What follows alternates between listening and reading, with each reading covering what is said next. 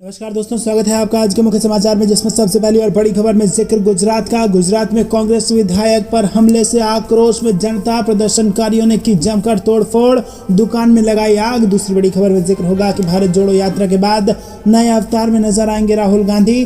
तीसरी खबर में आपको बताएंगे कि कांग्रेस की देन है आज़ादी, मोदी शाह पैदा नहीं हुए थे तब कश्मीर में खड़गे का बयान। चौथी बड़ी खबर में जिक्र होगा कि उद्धव ठाकरे ने शिवसेना बाला साहेब ठाकरे मांगा पार्टी का नाम, बोले जीत कर दिखाएंगे। और पांचवी बड़ी खबर में आपको बताएंगे कि केजरीवाल को पोस्टरों में बताया गया हिंदू विरोधी, तो पलटवार में आम आदमी पार्टी प्रमुख बोले मेरा जन्म कंस की औलादों का नाश करने के लिए हुआ है। दोस्तों, हर एक खबर की गहराई में आपको ले जाएंगे, लेकिन उससे पहले अगर आपको भी ऐसा लगता है कि गुजरात में सरकार बदलनी तय है तो वीडियो को लाइक जरूर कीजिए और चैनल को सब्सक्राइब करके घंटी बजाकर कमेंट में लिखिए जय हिंद। रुक करते हैं सबसे पहली और बड़ी खबर की तरफ। गुजरात में कांग्रेस विधायक पर हमले से आक्रोश में प्रदर्शनकारियों ने कर दी तोड़फोड़, दुकान में लगाई आग। जी हां दोस्तों, गुजरात के नवसारी जिले के खेरगाम में अज्ञात लोगों ने कांग्रेस विधायक और आदिवासी नेता अनंत पटेल पर हमला कर दिया। हमले में अनंत पटेल को चोटें आई हैं और हमले से गुस्साए कांग्रेस कार्यकर्ताओं और अनंत पटेल के समर्थकों ने जोरदार विरोध प्रदर्शन किया। प्रदर्शनकारियों ने एक दुकान में आग लगा दी और मौके पर पहुंची दमकल की गाड़ी में तोड़फोड़ भी की। कांग्रेस विधायक अपने समर्थकों के साथ रात भर धरने पर बैठे रहे। आदिवासी नेता अनंत पटेल का कहना है कि हम धरने पर बैठे हैं, जब तक उस जिला पंचायत प्रमुख और उसके गुंडे को पकड़ा नहीं जाता तब तक ये धरना करते रहेंगे। दोस्तों, रुक करते हैं अगली बड़ी खबर की तरफ। भारत जोड़ो यात्रा के बाद नए अवतार में नजर आएंगे राहुल गांधी। जी हां दोस्तों, कांग्रेस पार्टी के वरिष्ठ नेता दिग्विजय सिंह ने रविवार को बोला कि राहुल गांधी भारत जोड़ो यात्रा का प्रतीक बन गए हैं और यात्रा के बाद वो नए अवतार में नजर आएंगे। सिंह कन्याकुमारी से प्रारंभ हुई भारत जोड़ो यात्रा में शामिल हो रहे हैं। उन्होंने पीटीआई भाषा को दिए गए इंटरव्यू में बोला कि यात्रा ने निश्चित तौर पर कांग्रेस पार्टी को सकारात्मक रूप से प्रभावित किया है, क्योंकि कई सालों के बाद पहली बार ऐसा हुआ कि दूर दराज के इलाकों और गांवों में इस सबसे पुरानी पार्टी के बारे में चर्चा की जा रही है। लोग इस बात से बहुत प्रभावित हैं कि राहुल गांधी पूरी पद यात्रा में शामिल हो रहे हैं। उन्होंने बोला कि यात्रा पार्टी को मजबूत बनाने में सहायता करेगी। सिंह ने बोला कि अभी कांग्रेस पार्टी में विचारधारा के प्रति प्रतिबद्धता और नेतृत्व का अभाव है। कन्याकुमारी से प्रारंभ हुई और जम्मू और कश्मीर में समाप्त होने वाली यात्रा की प्रतिनिधित्व राहुल गांधी कर रहे हैं। दोस्तों, आप भी अगर राहुल गांधी के भारत जोड़ो यात्रा का करते हैं समर्थन तो वीडियो को लाइक करना मत भूलिएगा। रुक करते हैं अगली बड़ी खबर की तरफ। कांग्रेस की देन है आज़ादी, तब मोदी शाह पैदा भी नहीं हुए थे, कश्मीर में बोले खड़गे। जी हां दोस्तों, कांग्रेस पार्टी के अध्यक्ष पद के चुनाव में अपनी दावेदारी ठोकने वाले वरिष्ठ नेता मल्लिकार्जुन खड़गे इस वक्त कश्मीर दौरे पर हैं। वहां पर उन्होंने प्रधानमंत्री नरेंद्र मोदी और गृह मंत्री अमित शाह पर हमला बोला है। खड़गे ने कहा कि आज़ादी कांग्रेस की देन है, जब मोदी और शाह पैदा नहीं हुए थे तब भारत आज़ाद हो चुका था। खड़गे ने मीडिया से बात करते हुए आगे कहा कि अमित शाह जहां भी जाते हैं सिर्फ देश को तोड़ने की बात करते हैं। इस देश के लिए जवाहरलाल नेहरू, इंदिरा गांधी और राजीव गांधी ने कुर्बानी दी है, आपकी क्या कुर्बानी है। दोस्तों, पिछले 70 साल में कोई विकास नहीं हुआ के सवाल पर मल्लिकार्जुन खड़गे ने कहा कि अगर इतने सालों में कुछ नहीं हुआ तो एम्स, इतने डॉक्टर और इंजीनियर कहां से बन पाए। माना जा रहा है कि खड़गे ने केंद्रीय गृह मंत्री के उस बयान का जवाब दिया जिसमें शाह ने कहा था कि कश्मीर में पिछले 7 दशक में कुछ नहीं हुआ। रुक करते हैं अगली बड़ी खबर की तरफ। उद्धव ठाकरे ने शिवसेना बाला साहेब ठाकरे मांगा पार्टी का नाम, बोले जीत कर दिखाएंगे चुनाव। जी हां दोस्तों, आपको बता दें कि असली बनाम नकली शिवसेना की लड़ाई तेज हो गई है। चुनाव आयोग ने शनिवार को अपने अंतरिम फैसले में शिवसेना के चुनाव चिन्ह धनुष बाण का इस्तेमाल करने से दोनों पक्षों को रोक दिया है और इसके बाद अब उद्धव ठाकरे गुट और एकनाथ शिंदे गुट आगे की रणनीति बनाने में जुट गए हैं। ताज़ा खबर उद्धव ठाकरे गुट से है। उद्धव ठाकरे ने चुनाव आयोग को चिट्ठी लिखी है और मांग की है कि उनकी पार्टी को शिवसेना बाला साहेब ठाकरे नाम दिया जाए। यही नहीं, उद्धव ने इसके बाद एक सोशल मीडिया पोस्ट भी की। अपने पिता बाला साहेब ठाकरे की तस्वीर शेयर करते हुए महाराष्ट्र के पूर्व मुख्यमंत्री ने लिखा कि जीत कर दिखाएंगे। वहीं एकनाथ शिंदे खेमत चुनाव आयोग के फैसले को सुप्रीम कोर्ट में चुनौती देने का मन बना चुका है। चुनाव आयोग के फैसले के खिलाफ दोनों पक्ष में बैठकों का दौर जारी है। दोस्तों, रुक करते हैं अगली बड़ी खबर की तरफ। केजरीवाल को पोस्टर में बताया गया हिंदू विरोधी, तो पलटवार में आम आदमी पार्टी प्रमुख बोले मेरा जन्म कंस की औलादों का नाश करने के लिए हुआ है। जी दोस्तों, गुजरात में विधानसभा चुनाव को लेकर सियासी पारा जबरदस्त तरीके से चढ़ा हुआ है। आम आदमी पार्टी और भाजपा एक दूसरे पर जबरदस्त तरीके से हमलावर हैं और इन सब के बीच वडोदरा में अरविंद केजरीवाल को हिंदू विरोधी बताने वाले पोस्टर लगे हैं।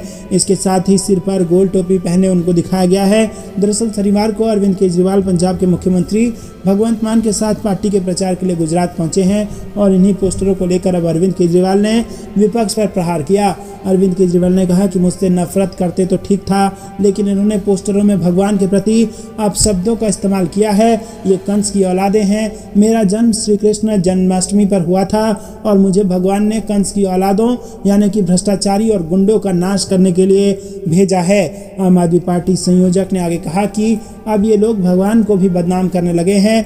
ये सारी असुरी ताकतें एक हो गई हैं और मैं एक बेहद धार्मिक आदमी हूँ। मेरा जन्म श्री कृष्ण जन्माष्टमी के दिन हुआ था। भगवान श्री कृष्ण ने मुझे एक काम देकर भेजा है, इन कंस की औलादों का सफाया करना, जनता को इनसे मुक्ति दिलाना। और इसके साथ ही उन्होंने कहा कि मैं भाजपा वालों से कहना चाहता हूँ कि तुम केजरीवाल से नफरत कर लो, लेकिन अगर भगवान के खिलाफ अपशब्दों का इस्तेमाल करोगे तो गुजरात की जनता बर्दाश्त नहीं करेगी। जय श्री राम, जय श्री कृष्ण। आम आदमी पार्टी के नेता और दिल्ली सरकार में मंत्री राजेंद्र पाल गौतम का एक कथित वीडियो सामने आने पर उपजे विवाद को लेकर ये बैनर अहमदाबाद, राजकोट, सूरत और वडोदरा शहर में प्रमुखता से दिखे। रुक करते हैं अगली बड़ी खबर की तरफ। 5G के लिए हर महीने कितनी चुकानी होगी कीमत, चेक करें एयरटेल, जियो समेत कई कंपनियों का रिचार्ज प्लान। जी दोस्तों, आपको बता दें कि प्रधानमंत्री मोदी ने बीते दिनों देश में 5G सेवा को लॉन्च किया। इसके बाद देश में टेलीकॉम सेक्टर के लिए काम कर रही देशी और विदेशी सर्विस प्रोवाइडर कंपनियों की तरफ से 5G सेवा शुरुआत के लिए जोर शोर से तैयारियां चल रही हैं। ऐसे में दोस्तों कितना किराया होगा? पीएम मोदी ने अपने एक बयान में कहा था कि पहले 1 GB इंटरनेट डाटा की कीमत करीब 300 रुपये थी, लेकिन अब ये 10 रुपये के आसपास हो गई है। मौजूदा समय में देश का एक इंटरनेट यूज़र हर महीने औसतन 14 GB डाटा इस्तेमाल करता है। 300 रुपये प्रति GB के हिसाब से 14 GB डाटा की कीमत 4200 रुपये हो गई, लेकिन केंद्र सरकार के प्रयासों के कारण औसतन प्रति महीने इस्तेमाल किए जा रहे डाटा के लिए 125 रुपये से लेकर 150 रुपये के बीच खर्च आ रहा है। दोस्तों, जियो 5G प्लान को लेकर रिलायंस इंडस्ट्रीज के चेयरमैन मुकेश अंबानी ने कहा कि देश के टेलीकॉम सेक्टर के लिए काम कर रही सभी कंपनियों की तुलना में जियो का प्लान सबसे सस्ता होगा। वहीं एयरटेल की तरफ से कथित तौर पर कहा गया है कि मौजूदा समय में 4G सेवा के लिए जो रिचार्ज प्लान चलाए जा रहे हैं वही प्लान 5G के लिए भी होंगे। तो दोस्तों, 4G के लिए आप जो प्लान चल रहा है, जितना पैसा चुका रहे हैं, उतना ही अगर आपके पास एयरटेल है तो 5G के लिए भी चुकाना होगा। और दोस्तों, इससे ये अनुमान लगाया जा सकता है कि 5G सर्विस प्लान 400 रुपये से 600 रुपये के बीच में होने की उम्मीद है। रुक करते हैं अगली बड़ी खबर की तरफ। टीपू सुल्तान की विरासत को मिटा नहीं सकते, ट्रेन के नाम बदलने पर ओवैसी ने दी तीखी प्रतिक्रिया। जी हाँ दोस्तों, ऑल इंडिया मजलिस-ए-इत्तेहादुल मुस्लिमीन के चीफ असदुद्दीन ओवैसी ने कहा कि भाजपा कभी भी टीपू सुल्तान की विरासत को नहीं मिटा पाएगी। बता दें कि शुक्रवार को रेलवे ने टीपू एक्सप्रेस ट्रेन का नाम बदलकर वोडियार एक्सप्रेस कर दिया था। ओवैसी ने ट्विटर पर लिखा कि भाजपा सरकार ने टीपू एक्सप्रेस का नाम बदलकर वोडियार एक्सप्रेस कर दिया है। भाजपा को इस बात से चिढ़ है कि टीपू ने उनके ब्रिटिश शाखाओं के खिलाफ 3 युद्ध छेड़े थे। बीजेपी कभी टीपू की विरासत को नहीं मिटा पाएगी। उन्होंने जिंदा रहते हुए अंग्रेजों को डरा दिया और अब भी ब्रिटिश गुलामों को वो डराते हैं। दोस्तों, रुक करते हैं अगली बड़ी खबर की तरफ। कांग्रेस को लेकर हुआ हृदय परिवर्तन, भारत जोड़ो यात्रा में शामिल योगेंद्र यादव ने दिया जवाब। जी हाँ दोस्तों, आपको बता दें कि यहाँ पर योगेंद्र यादव ने कहा कि इस वक्त देश के सामने अभूतपूर्व संकट है। आज देश उस मोड़ पर है जहाँ हम नहीं कह सकते कि 3 साल बाद संविधान बचेगा या नहीं। ऐसे बड़े संकट के समय छोटा बड़ा गुणा भाग नहीं करना है। मैंने 2019 के लोकसभा चुनाव का परिणाम आने से पहले कहा था कि कांग्रेस को बंद कर देना चाहिए। मैंने राहुल गांधी के बारे में उस समय कहा था और आज उसे दोहरा रहा हूं कि राहुल गांधी जितना ईमानदार नेता इस देश में मैंने नहीं देखा और उनमें जितनी समझदारी है वो लोगों को नहीं पता है। मेरे सिद्धांत और नीति में कोई बदलाव नहीं हुआ है। उस वक्त कांग्रेस की आलोचना इसलिए की थी कि इतने निर्णायक चुनाव में आप भाजपा का मुकाबला सड़क पे होकर नहीं कर पाए। आज भी इस बात पर कायम हूं कि कांग्रेस की सबसे पहले ये जिम्मेदारी है कि वो भाजपा का मुकाबला करे। आज फर्क यह है कि कांग्रेस अपनी जिम्मेदारी को लेकर कुछ कर रही है। रुक करते हैं अगली बड़ी खबर की तरफ। मुलायम सिंह यादव की बिगड़ी ज्यादा तबीयत, अस्पताल में दी जा रही है लाइफ सेविंग ड्रग। जी हाँ दोस्तों, समाजवादी पार्टी के संस्थापक मुलायम सिंह यादव को लेकर बड़ी खबर सामने आई। कहा जा रहा है कि उनकी तबीयत ज़्यादा खराब हो गई है, उन्हें आईसीयू में रखा गया है और अभी उन्हें डॉक्टर्स द्वारा जीवन रक्षक दवाएं यानी कि लाइफ सेविंग ड्रग दी जा रही है। मुलायम सिंह यादव पिछले कई दिनों से गुरुग्राम के मेदांता अस्पताल में एडमिट हैं और डॉक्टर्स की एक्सपर्ट टीम उन्हें अपनी निगरानी में रख रही है। रुक करते हैं अगली बड़ी खबर की तरफ। 2024 के चुनाव में आधी सीटों पर 50 वर्ष से कम उम्र के उम्मीदवारों को टिकट। कांग्रेस अध्यक्ष पद के लिए मल्लिकार्जुन खड़गे ने किया बड़ा दावा। जी हां दोस्तों, देश की सबसे पुरानी राजनीतिक पार्टी कांग्रेस में अध्यक्ष पद के लिए चुनाव हो रहे हैं। इस पद के लिए वरिष्ठ कांग्रेस नेता मल्लिकार्जुन खड़गे ने दावेदारी पेश की है और देश की सबसे पुरानी राजनीतिक पार्टी कांग्रेस में अध्यक्ष पद के लिए चुनाव हो रहा है। दोस्तों, वरिष्ठ कांग्रेस नेता मल्लिकार्जुन खड़गे ने कांग्रेस पार्टी के अध्यक्ष पद के लिए हो रहे चुनाव में युवाओं के मद्देनजर बड़ा बयान दिया है और उन्होंने वादा किया है कि अगर वो पार्टी के अध्यक्ष बनते हैं तो आधे पदों की जिम्मेदारी 50 साल से कम उम्र के लोगों को दी जाएगी और इसके अलावा आगामी लोकसभा चुनाव में आधी सीटों पर 50 वर्ष से कम उम्र के लोगों को टिकट दिया जाएगा। तो रुक करते हैं अगली बड़ी में। भारत जोड़ो यात्रा को मिल रहे जन समर्थन से हताशा में भाजपा, विज्ञापनों से लेकर पोस्टरों तक का कर रही फर्जीवाड़ा। जी हां दोस्तों, आपको बता दें कि गुरुवार को कर्नाटक में जब अखबार आया तो लोग चौंक उठे। कम से कम 4 कन्नड़ अखबारों के पहले पन्ने की सुर्खियां ऐसी थी जिन पर अनायास ही किसी को विश्वास नहीं हुआ। इनमें अधिकतर खबरें कम से कम 10 साल पुरानी थी। जो लीड स्टोरी थी उनमें लिखा था कि जब मुंबई पर 2008 में आतंकी हमला हुआ तो राहुल गांधी किसी शादी के रिसेप्शन में शामिल थे। किसी खबर में राहुल गांधी का मजाक उड़ाया गया था तो किसी में उनकी आलोचना की गई थी। दोस्तों, आखिर क्या था ये? गौर से देखने पर सामने आया कि दरअसल ये तो बीजेपी के विज्ञापन थे जो लोगों को गुमराह करने के लिए छपवाए गए थे और इन विज्ञापनों का रूप ऐसा रखा गया था कि मानो अखबार की ही खबरें हों। बीजेपी के इस कदम से बताना मुश्किल है कि बीजेपी की ये हताशा है या वो खुद ही अपना उपहास उड़वाने पर तुली है, क्योंकि दोस्तों जिस प्रकार से कर्नाटक की सड़कों पर जन सैलाब राहुल गांधी के साथ चल रहा है उससे तो यही लगता है कि अखबार के पहले पन्नों पर यही छपना चाहिए था। लेकिन किसी भी तरीके से भाजपा नहीं चाहती कि राहुल गांधी को वो लाइमलाइट मिले जो वो डिजर्व करते हैं और जिस प्रकार से यहाँ पर लाखों की संख्या में लोग सड़क पर राहुल गांधी के साथ चल रहे हैं उससे हताश होकर यहाँ पर भाजपा कुछ न कुछ षड्यंत्र रच रही है। रुक करते हैं अगली बड़ी खबर की तरफ। आरएसएस और सावरकर पर राहुल गांधी के इस बयान से मचा सियासी हंगामा। जी हां दोस्तों, कर्नाटक के तुमकुर में भारत जोड़ो यात्रा के दौरान राहुल गांधी ने बीजेपी और आरएसएस पर जमकर निशाना साधा। उन्होंने कहा कि मेरी समझ के मुताबिक आरएसएस अंग्रेजों की मदद करते थे और सावरकर को अंग्रेजों से वजीफा मिल रहा था। ये ऐतिहासिक तथ्य है। स्वतंत्रता संग्राम में भाजपा कहीं नहीं थी। भाजपा ऐसे तथ्यों को छिपा नहीं सकती। कांग्रेस और उसके नेताओं ने आज़ादी के लिए लड़ाई लड़ी है। राहुल गांधी ने कहा कि भारत जोड़ो यात्रा 2024 के चुनाव के लिए नहीं है। हम भाजपा आरएसएस द्वारा किए जा रहे देश विभाजन के खिलाफ लोगों को एकजुट करना चाहते हैं। उन्होंने कहा कि हम नई शिक्षा नीति का विरोध कर रहे हैं क्योंकि ये हमारे देश के हित में नहीं है। यह हमारे इतिहास को विकृत करती है और ये कुछ लोगों के साथ में शक्ति केंद्रित करता है। हम एक विकेंद्रीकृत शिक्षा प्रणाली चाहते हैं जो हमारी संस्कृति को दर्शाती हो। रुक करते हैं अगली बड़ी खबर की तरफ। मोदी को वेंकैया नायडू की सलाह पर मची हलचल। जी हां दोस्तों, कुछ दिनों पहले देश के पूर्व उपराष्ट्रपति एम वेंकैया नायडू ने प्रधानमंत्री नरेंद्र मोदी से अपने मन की बात कहकर और वो भी सार्वजनिक रूप से कहकर हलचल मचा दी। नायडू ने सबका साथ सबका विकास सबका विश्वास नामक मोदी के भाषणों की पुस्तक श्रृंखला का विमोचन करते हुए ये सलाह दी। नायडू ने अपने 5 साल के कार्यकाल के दौरान निजी तौर पर राज्यसभा के सभापति के रूप में मोदी को कुछ सलाह भले ही दी हो, लेकिन ये पहली बार था जब नायडू ने सार्वजनिक रूप से कहा कि प्रधानमंत्री को अपने फैसलों के बारे में किसी भी गलतफहमी को दूर करने के लिए विपक्षी दलों के साथ अधिक बातचीत करनी चाहिए। रुक करते हैं अगली बड़ी खबर की तरफ। डिप्टी सीएम तेजस्वी यादव का चार्जशीट मामले पर जवाब। कहा बीजेपी जब डरती है तो सीबीआई और ईडी को आगे कर देती है। जी हां दोस्तों, बिहार के डिप्टी सीएम तेजस्वी यादव नई दिल्ली के लिए रवाना हो गए हैं और पटना के जयप्रकाश नारायण एयरपोर्ट पर पत्रकारों ने तेजस्वी यादव से कई सवाल किए। इस दौरान तेजस्वी यादव ने बीजेपी पर निशाना साधते हुए कहा कि बीजेपी जब डरती है और उन लोगों को पता है कि महागठबंधन के सामने अब नहीं टिकने वाले हैं तो इनको आगे सीबीआई और ईडी करना पड़ता है। ये सामान्य सी बात है। जब भी सीबीआई और ईडी आगे आए समझ जाओ भाजपा डर चुकी है। मीडिया ने तेजस्वी यादव से सीबीआई की चार्जशीट पर सवाल किया तो उन्होंने कहा कि ये सामान्य प्रक्रिया है। बीजेपी के लोग तो इसी एजेंडा के साथ आए थे कि चार्जशीट करेंगे।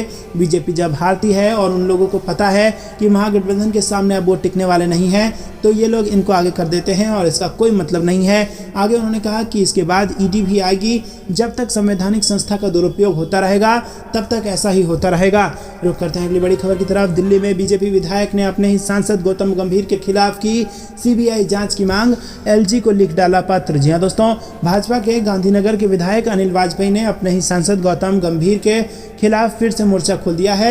इस बार उन्होंने सांसद गौतम गंभीर और उनके एनजीओ गैर सरकारी संगठन के खिलाफ सीबीआई जांच की मांग कर दी है और उन्होंने उपराज्यपाल विनय कुमार सक्सेना के साथ निगम की शाहदरा दक्षिणी जोन की उपायुक्त वंदना राव को पत्र लिखकर डलाव घरों के स्थान पर जन रसोई या जन लाइब्रेरी खोलने का विरोध किया। रुक करते हैं अगली बड़ी खबर की तरफ। उफान पर गंडक नदी, कई घरों और सड़कों पानी से लबालब। मोतिहारी में मंडराया भयंकर बाढ़ का संकट। जी हाँ दोस्तों, पूर्वी चंपारण के संग्रामपुर प्रखंड में गंडक नदी का भयंकर रूप देखने को मिल रहा है। बेमौसम बाढ़ से गांव के लोग हैरान हैं और वाल्मीकि नगर गंडक बराज से लगातार पानी छोड़े जाने से पूर्वी चंपारण से होकर गुजरने वाली गंडक नदी उफान पर है। अरेराज अनुमंडल क्षेत्र के अरेराज एवं संग्रामपुर प्रखंड के कई निचले इलाकों में नदी के पानी ने बाढ़ का रूप ले लिया है। रुक करते हैं अगली बड़ी खबर की तरफ। हमें रोजगार चाहिए, बीजेपी ने घेरा तो बोले अशोक गहलोत। जी हाँ दोस्तों, राजस्थान के मुख्यमंत्री अशोक गहलोत ने गुरुवार को इन्वेस्ट राजस्थान शिखर सम्मेलन में देश के उद्योगपति गौतम अडानी संग मंच साझा किया। इस दौरान उन्होंने अडानी की तारीफ भी की। दरअसल कांग्रेस अक्सर नरेंद्र मोदी सरकार पर मुकेश अंबानी और गौतम अडानी को लाभ पहुंचाने का आरोप लगाती रही है। ऐसे में सीएम गहलोत द्वारा अडानी की तारीफ करने पर भाजपा उन पर हमलावर है। अशोक गहलोत ने अपने संबोधन में कहा कि गौतम भाई गुजरात की बात कर रहे थे। गुजराती हमेशा से बहुत सक्षम रहे हैं, यहाँ तक कि आज़ादी से पहले भी महाराष्ट्र गुजरात हमेशा आर्थिक रूप से समृद्ध रहा है। आपका राज्य अच्छी स्थिति में था। अब हम सुनते हैं कि गौतम अडानी दुनिया के शीर्ष 2 सबसे अमीर लोगों में शामिल हैं और इस दौरान मंच पर अडानी भी मौजूद रहे। करते हैं अगली बड़ी खबर की तरफ। मुझे गलत तरीके से दिखाने के लिए मीडिया पर खर्च किए गए हजारों करोड़ रुपए, राहुल गांधी ने किया खुलासा। जी हाँ दोस्तों, कर्नाटक में भारत जोड़ो यात्रा का नेतृत्व करते हुए राहुल गांधी ने शनिवार को कहा कि उन्हें झूठा बनाने के लिए और गलत तरीके से दिखाने के लिए हजारों करोड़ रुपए खर्च किए गए हैं। तुमकुर जिले के तुरुवेकर शहर में एक संवाददाता सम्मेलन को संबोधित करते हुए उन्होंने कहा कि समझने की बात यह है कि हमेशा एक निश्चित विचार के लिए खड़ा रहा हूं जो भाजपा और आरएसएस को परेशान करता है। हजारों करोड़ मीडिया का पैसा और ऊर्जा मुझे इस तरह से आकार देने के लिए खर्च की गई है जो असत्य और गलत है। राहुल गांधी ने समझा कि वो मशीन जारी रहने वाली है। ये एक अच्छी तरह से तेल वाली आर्थिक रूप से समृद्ध मशीन है। मेरी सच्चाई अलग है, ये हमेशा अलग है और जो लोग ध्यान से देखने की परवाह करते हैं वो देखेंगे कि मैं किसके लिए खड़ा हूं और मैं किसके लिए काम करता हूं। तो दोस्तों, जबरदस्ती पैसों के बल पर मीडिया का दुरुपयोग करके राहुल गांधी की छवि को बदनाम करने की कोशिश की गई है। इसका खुलासा राहुल गांधी ने किया है और करोड़ों रुपयों का इस्तेमाल, जनता के पैसों का इस्तेमाल इसके पीछे किया गया है और जनता के पैसों को बर्बाद किया गया है ताकि सत्ता का लाभ कुछ पार्टियां उठाती रहें। रुक करते हैं अगली बड़ी खबर की तरफ। पुलिस ने भाजपा नेता शुभेंदु अधिकारी के भाई से की पूछताछ। तिरपालों की चोरी का उन पर लगा है आरोप। जी हाँ दोस्तों, आपको बता दें कि पश्चिम बंगाल पुलिस ने भाजपा नेता शुभेंदु अधिकारी के छोटे भाई सोमेंदु अधिकारी से करीब 10 घंटे तक पूछताछ की। शनिवार को पुलिस ने इसकी जानकारी दी है। पुलिस ने बताया कि उन पर आरोप है कि जब सोमेंदु अधिकारी कोंटाई नगर पालिका के अध्यक्ष थे तो उनके कार्यकाल में कई परियोजनाओं में कथित रूप से कई विसंगतियां सामने आई थी। गौरतलब है कि कोंटाई नगर पालिका पूर्वा मेदिनीपुर जिले की दूसरी सबसे अधिक आबादी वाली नगर पालिका है। पूर्व टीएमसी नेता और सोमेंदु अधिकारी इसके 2 बार अध्यक्ष रहे थे। वो पिछले साल हुए पश्चिम बंगाल विधानसभा चुनाव से कुछ महीने पहले ही भाजपा में शामिल हुए थे। रुक करते हैं अगली बड़ी खबर की तरफ। आज एक और लव लेटर आया है। दिल्ली एलजी ने खत लिख के दी नसीहत तो सीएम केजरीवाल ने ऐसे दिया जवाब। जी हाँ दोस्तों, आपको बता दें कि देश की राजधानी दिल्ली में आम आदमी पार्टी और एलजी के बीच तकरार बढ़ती ही जा रही है। दिल्ली के उपराज्यपाल विनय कुमार सक्सेना ने मुख्यमंत्री अरविंद केजरीवाल को एक और पत्र लिखा है और कहा है कि मंत्रियों और नेताओं के भ्रामक, अनर्गल और तथ्यहीन बयानों का संज्ञान लें। हालांकि इस लेटर पर अब अरविंद केजरीवाल की भी प्रतिक्रिया आई है। एलजी सक्सेना द्वारा भेजे गए पत्र के जवाब में मुख्यमंत्री अरविंद केजरीवाल ने ट्वीट कर लिखा है कि आज एक और लव लेटर आया है। एलजी के लेटर के जवाब में अरविंद केजरीवाल ने एक और ट्वीट कर कहा कि भाजपा एलजी के जरिए दिल्ली के लोगों की जिंदगी तबाह करने पर तुली है। रोज ये लोग किसी न किसी बात को लेकर बखेड़ा खड़े कर देते हैं। मैं दिल्ली वासियों को भरोसा दिलाता हूं, जब तक आपका ये बेटा जिंदा है चिंता मत करना, आपका बाल भी बांका नहीं करने दूंगा। रुक करते हैं अगली बड़ी खबर की तरफ। डिप्टी सीएम तेजस्वी ने स्वास्थ्य विभाग में की समीक्षा बैठक। जी हाँ दोस्तों, बिहार से बड़ी खबर। स्वास्थ्य विभाग में मिशन 60 डेज की अद्यतन प्रगति पर डिप्टी सीएम तेजस्वी यादव ने समीक्षा बैठक की और स्वास्थ्य विभाग की टीम ने सभी जिला अस्पतालों का दौरा कर वहां की कमियों, असुविधाओं, अव्यवस्था को चिन्हित किया और अब उन्हें त्वरित गति से दूर करने की दिशा में ठोस कदम उठाए जा रहे हैं। स्वास्थ्य विभाग की टीम एक सप्ताह बाद फिर एक बार जिला अस्पतालों का दौरा करेगी। कई जिला अस्पतालों में हेल्प डेस्क स्थापित हो चुके हैं। शिशु के जन्म के साथ ही जन्म प्रमाण पत्र जारी होना शुरू हो चुका है। मरीजों को दीदी की रसोई के माध्यम से पौष्टिक आहार मिलना शुरू हो चुका है। साफ सफाई, लॉन्ड्री इत्यादि सेवाओं में लापरवाही करने वाली एजेंसियों को हटाकर उनका काम भी जीविका दीदियों के स्वयं सहायता समूहों को सौंपा जा रहा है। रुक करते हैं अगली बड़ी खबर की तरफ। नीतीश कुमार ने लालू यादव के खिलाफ सीबीआई के आरोप पत्र पर जताई नाराजगी। जी हां दोस्तों, बिहार के मुख्यमंत्री नीतीश कुमार ने राष्ट्रीय जनता दल प्रमुख और नए सहयोगी लालू यादव के खिलाफ केंद्रीय अन्वेषण ब्यूरो यानी कि सीबीआई द्वारा एक मामले में आरोप पत्र दाखिल करने पर नाराजगी जताई है। सीबीआई ने यह आरोप पत्र लालू यादव के रेल मंत्री के कार्यकाल से जुड़े मामले में दाखिल किया है। समाजवादी नेता जयप्रकाश नारायण की पुण्यतिथि पर उनके जन्म स्थान सिताब दियारा से वापस रवाना होने से पहले नीतीश कुमार संवाददाताओं से बातचीत कर रहे थे। रुक करते हैं अगली बड़ी खबर की तरफ। शशि थरूर ने कांग्रेस अध्यक्ष पद के चुनाव से हटने की अटकलों को किया खारिज, कहा लड़ाई अंत तक रहेगी। जी हां दोस्तों, शशि थरूर ने कांग्रेस अध्यक्ष पद के चुनाव से हटने की अटकलों को खारिज करते हुए शनिवार को कहा कि वो किसी चुनौती से कभी पीछे नहीं हटते हैं और ये लड़ाई अंतिम परिणाम तक चलेगी। थरूर ने एक वीडियो संदेश जारी कर कहा कि दिल्ली में सूत्रों के हवाले से अफवाहें चल रही हैं कि मैं आज हट रहा हूं। मैं आपको आश्वस्त करता हूं कि मैं चुनाव से पीछे नहीं हटता। जीवन में ना कभी चुनौती से पीछे हटा हूं और ना ही हटूंगा। रुक करते हैं। बता दें कि 2 भारत नहीं करेंगे स्वीकार। राहुल गांधी ने कहा एक तरफ कर्ज और कष्टों भरी है किसान की जिंदगी। जी हां दोस्तों, बता दें कि कांग्रेस की भारत जोड़ो यात्रा इन दिनों कर्नाटक में है और राहुल गांधी भारत जोड़ो यात्रा शुरू होने के बाद से और ज्यादा एक्टिव हो गए हैं। साथ ही वो तमाम मुद्दे उठाते नजर आ रहे हैं। राहुल गांधी ने ट्वीट कर बताया कि वो एक महिला से मिले जिनके पति किसान हैं। 50,000 रुपए के कर्ज होने के कारण आत्महत्या उन्होंने कर ली। उन्होंने एक बार फिर 2 भारत का जिक्र करते हुए कहा कि एक भारत जहां पूंजीपति मित्रों को 6% ब्याज पर कर्ज और करोड़ों की कर्ज माफी है और दूसरा भारत जिसमें अन्नदाताओं को 24% ब्याज पर कर्ज और कष्टों से भरी जिंदगी है। उन्होंने कहा कि देश में ये 2 भारत स्वीकार नहीं किए जाएंगे। तो दोस्तों, क्या आप भी राहुल गांधी के इस बयान का करते हैं समर्थन? तो वीडियो को कीजिए लाइक। रोक करते हैं अगली बड़ी खबर की तरफ। चुनाव आयोग के नए प्रस्ताव पर भड़की कांग्रेस, कहा इससे होगी लोकतंत्र की हत्या। जी हां दोस्तों, कांग्रेस का कहना है कि चुनाव आयोग के हाल में आचार संहिता में बदलाव लाने का प्रस्ताव राजनीतिक प्रतिस्पर्धा की भावना के खिलाफ है। साथ ही ये लोकतंत्र के ताबूत में एक और कील का काम करेगी।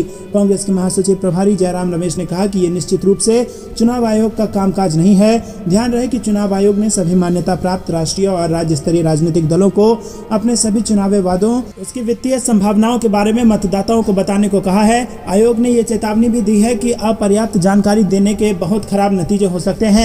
चुनाव आयोग ने 19 अक्टूबर तक सभी दलों से उनके विचार मांगे हैं। इस मुद्दे पर एक पूर्व चुनाव आयुक्त ने अपनी पहचान जाहिर न करने की शर्त पर कहा कि यह प्रस्ताव सुप्रीम कोर्ट के रेवड़ियों बनाम कल्याणकारी योजनाओं की याचिका पर फैसले के बाद लिया जाना चाहिए था। तो दोस्तों, क्या चुनाव आयोग अपने अधिकार क्षेत्र से आगे बढ़ के काम कर रही है? आपको क्या कुछ लगता है? कमेंट में जरूर बताइए।